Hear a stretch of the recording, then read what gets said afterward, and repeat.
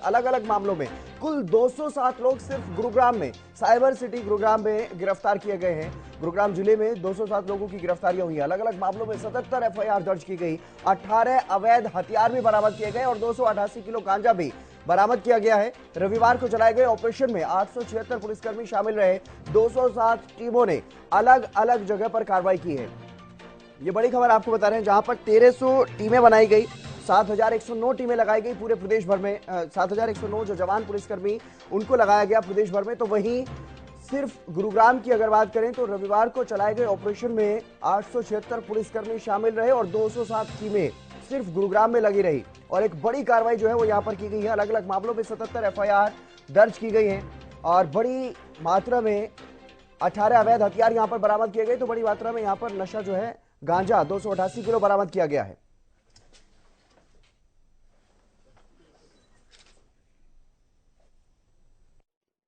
प्रदेश भर में हरियाणा पुलिस की तरफ से ऑपरेशन आक्रमण चलाया गया और कल संडे का दिन था। और गुरुग्राम में किस तरीके का ये ऑपरेशन रहा, कितनी टीमें इसमें गठित की गई थी, इस पर चर्चा करने के लिए साथ हैं हमारे डीसीपी क्राइम विजय प्रताप जी। सर, किस तरीके से देखते हैं ये ऑपरेशन चलाया गया?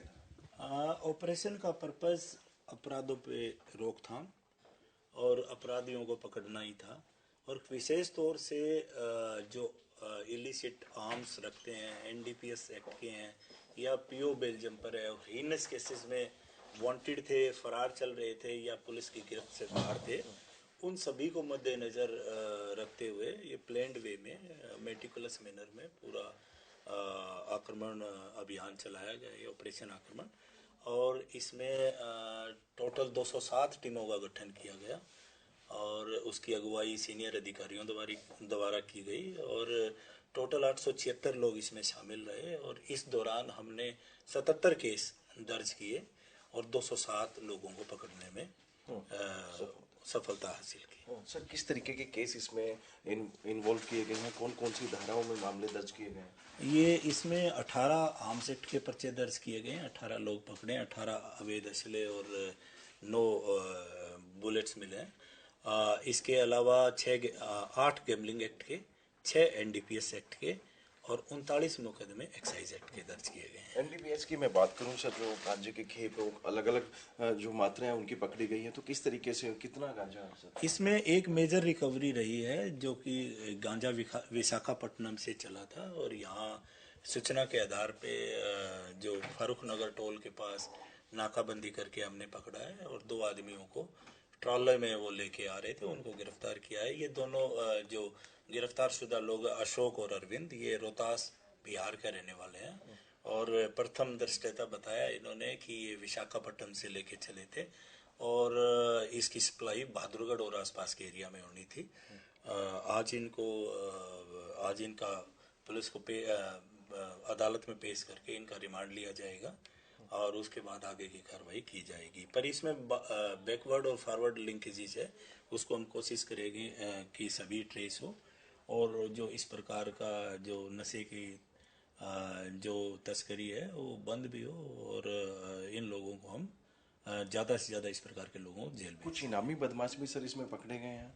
हाँ, एक इनामी बदमाश सलमान उर्फ सनम जो कि बदायूं जिला के रहने वाला था और ये डकैती में हमारे वांटेड था। लास्ट ईयर की डकैती हुई थी और ये बिजवासन से इसको अरेस्ट किया है। सर, कितनी चुनौतीपूर्ण ये ऑपरेशन रहा, क्योंकि पूरे प्रदेश भर में चला गया। गुरुग्राम की बात करें, कहीं ना कहीं साइबर सिटी के साथ साथ आप ग्लोबल सिटी बनने जा रहे हैं, कितनी चुनौतियों के सामने करना पड़ा? कोई भी अभियान अपने आप में चुनौतीपूर्ण होता है और उसकी सफलता और उस दौरान जितना आपने कार्य किया उस पे उसकी सफलता निर्भर करती है।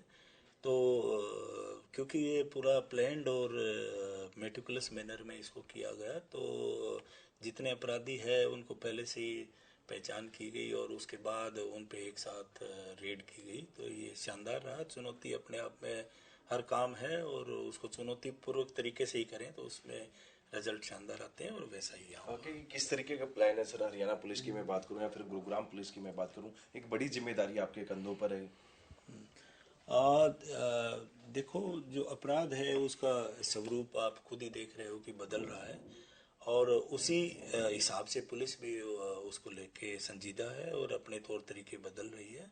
उम्मीद करते हैं कि जन सहयोग से जो इस प्रकार के अपराधी हैं उनको पैदा ना होने दें या जन सहयोग से उनको पकड़ें, और जितना एनडीपीएस वगैरह वगैरह का जो यहाँ पे जो जाल है, हम कोशिश कर रहे हैं कि उसको भी जल्द से जल्द उससे टैकल करें और उससे लड़ें और उसके इसको ख़त्म करें। और दूसरा, जहाँ तक साइबर संबंधित जब अपराध जितने भी होते हैं उसमें भी हम तत्परता से काम कर रहे हैं और उम्मीद करते हैं कि आगे भविष्य में अच्छे से इसमें डिलीवर करेंगे और इनको भी काबू करने में सफलता पाएंगे। ठीक है, तो बिल्कुल ये थे मेरे साथ डीसीपी क्राइम विजय प्रताप जी, जिन्होंने साफ तौर पे यही कहा है कि जो ये ऑपरेशन था काफ़ी अहम माना गया और ऐसे में कहीं ना कहीं 77 जो एफआईआर दर्ज है अलग अलग मामले में वो दर्ज की गई हैं और साथ ही साथ 207 जो अक्यूज हैं उनको भी अरेस्ट किया गया है। पहले ही यानी कि पूरे प्रदेश भर में इस तरीके का अभियान चलाया गया था और ऐसे में कहीं ना कहीं आने वाले समय में भी इस तरीके के जो अभियान हैं वो चलाए जाएंगे जिससे कि क्राइम पर